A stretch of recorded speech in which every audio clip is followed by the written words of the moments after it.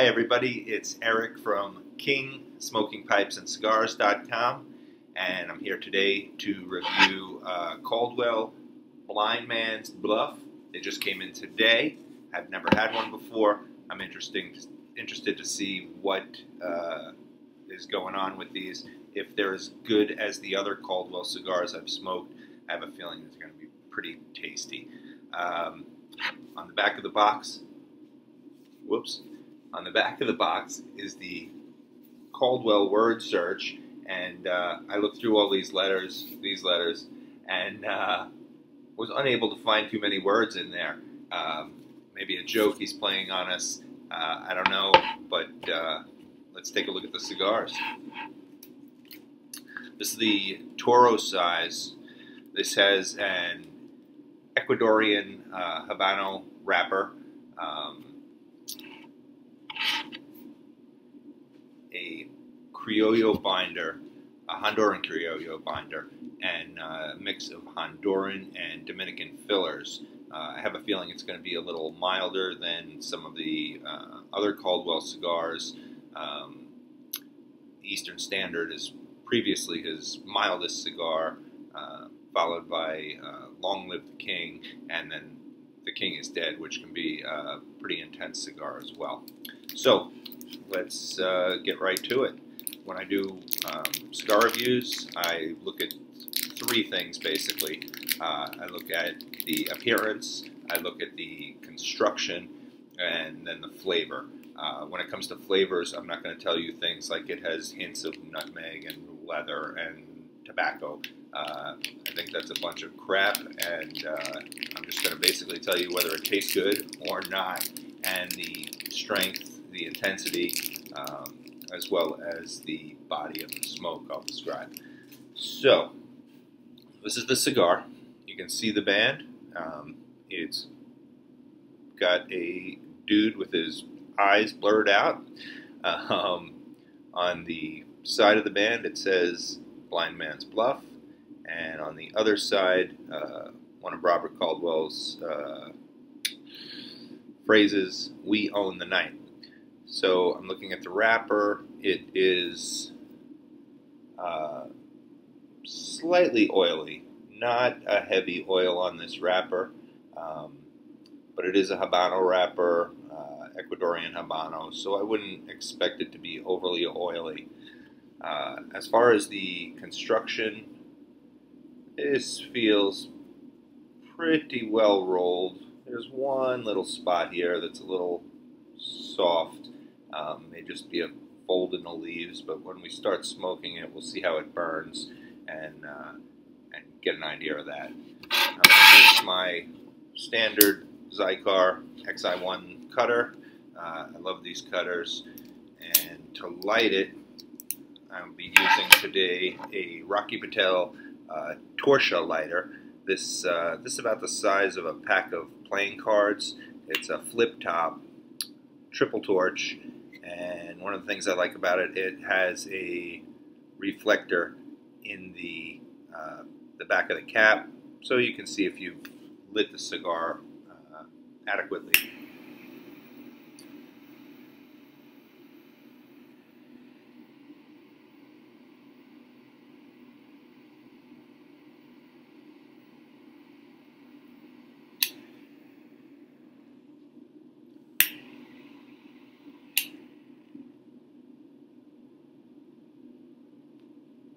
That little mirror in there really works.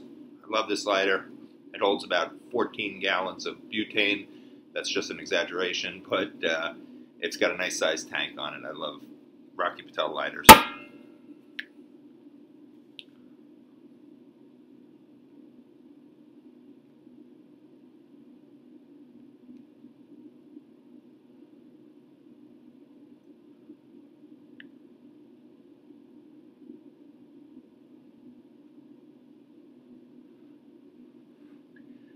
This cigar draws perfectly. It's well rolled. It's neither too loose nor too tight. Most of his cigars that I've smoked, I have found them to be rolled perfectly. It's already starting with a nice white ash and let's get a little into it, and then I'll talk about the flavors. Okay, so I'm about an inch into this cigar, maybe a little over. It is burning fairly well. A couple uneven spots, not perfectly even, but I'm not going to complain about it one bit. The draw is absolutely perfect. As I said before, when I first lit it, the flavors, this is a little less complex of a cigar as, say, The King is Dead or Long Live the King. Still has some complexity to it. There's a lot of flavors going on. The taste of the Habano wrapper comes through loud and clear.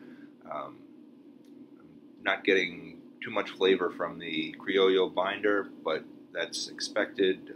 As you know, or may not know, binders are typically there for combustion to keep the cigar burning. This one's doing its job wonderfully as well. So it's got some complexity to the flavor. It is not as intense as Long Live the King or The King is Dead. Definitely toned down, more approachable, probably a lot more acceptable to a lot of people.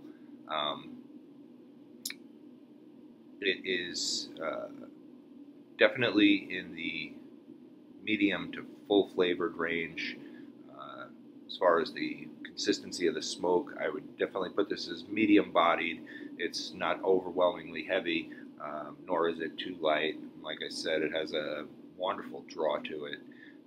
If you like the taste of Habano wrappers on your cigars, you're probably going to enjoy this because, as I said, the flavor comes through. There's a little bit of spice to it. Really not very intense, though. This is a nice, rich flavor. Okay, so I'm at about the halfway point in this cigar, and I'm thoroughly enjoying it. Just to review, I found the construction to be excellent. Had a good feel to it before lighting. As I'm smoking it, it is burning nice and evenly. Really no complaints with the draw or the burn of this cigar. I had to put it down for a few minutes to assist a customer, and I lost the ash at about the 2-inch mark.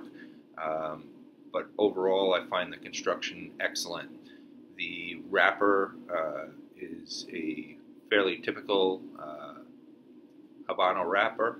The flavor is very good, medium to full-bodied, to full-flavored rather. I wouldn't put this anywhere near as intense as some of Caldwell's other cigars. I find that I will probably be recommending this cigar to a lot of smokers, a large cross-section that enjoy medium to full-flavored cigars. It's got a great taste. It's got some complexity, not the intense complexity that we see in the Long Live the King or The King is Dead cigars, but it's also a fairly better price point than either of those cigars as well. I think this is a great cigar. I'm definitely going to give it a good rating. I don't rate on a number scale. Basically, I see that there's 3 kinds of cigars. There's bad cigars, there's good cigars, and then there is outstanding cigars. I'm not going to put this cigar in the outstanding category, but I will put it in the good category, and I think it's worth a try for anybody out there. So you can get these Caldwell cigars and other Caldwell cigars on our website at www.kingsmokingpipesandscigars.com. I hope to see you there. Hope you enjoyed the video, and I hope you have a great day.